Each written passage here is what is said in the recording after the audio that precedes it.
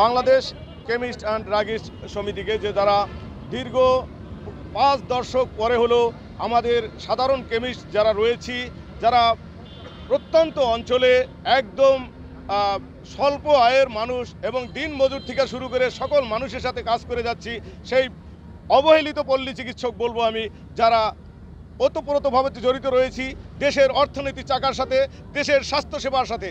আমরা প্রতিনিয়ত ভূমিকা রেখে যাচ্ছি দেশের প্রত্যন্ত অঞ্চলের মানুষের সেবা দিয়ে মানুষকে সুস্থ রেখে দেশের অবকাঠামো ঠিক রাখার জন্যে। সেই জায়গায় আমরা পল্লী চিকিৎসকরাই রয়েছি আজকে অবহেলিত।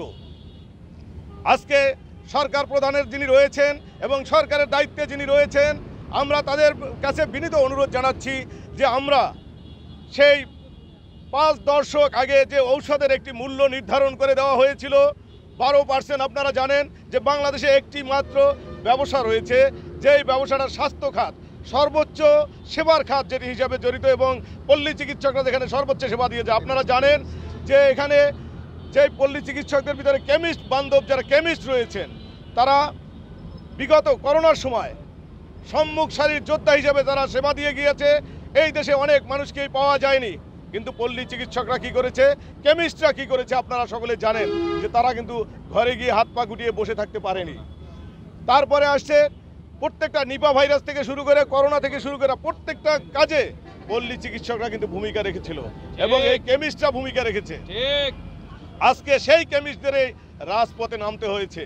আমরা সেই 5 দশক আগে নির্ধারণ করা 12% সে মূল্য, সেই 12%এই আমরা বসে রয়েছি। আমরা চাচ্ছি আমাদের এই 12% থেকে উত্তীর্ণ করে দেশের অবকাঠামো ঠিক রেখে, দেশের বাজার ব্যবস্থাপনার সাথে সামঞ্জস্য রেখে আমাদের যাতে এই কমিশন বৃদ্ধি করা হয়।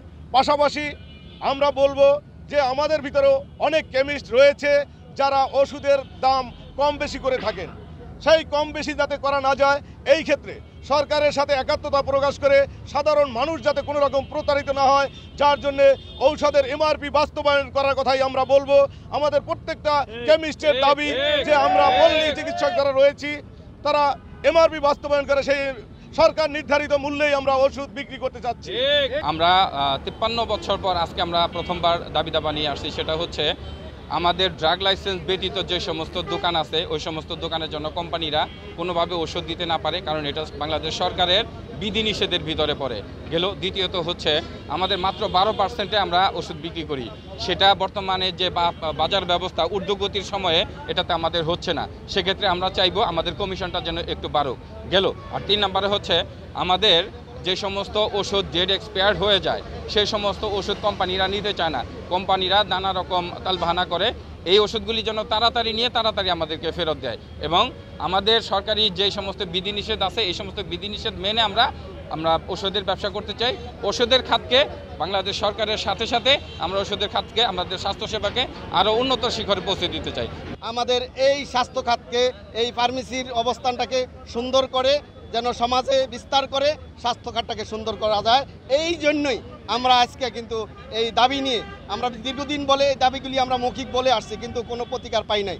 তাই আজকে আপনারা জানেন যে 24-এর পরে আমরা একটি সুন্দর বাংলাদেশ পাচ্ছি। তাই চাচ্ছি আমাদের এই সুন্দর বাংলাদেশের সাথে আমাদের এই ওষুধের গুণগত মান আমরা সুষ্ঠু বন্টন করে যেন স্বাস্থ্য খাতটাকে সুন্দরভাবে সাজাতে পারি, এই জন্য আজকে ভাই আমরা এই রাস্তা নেমে এসেছি।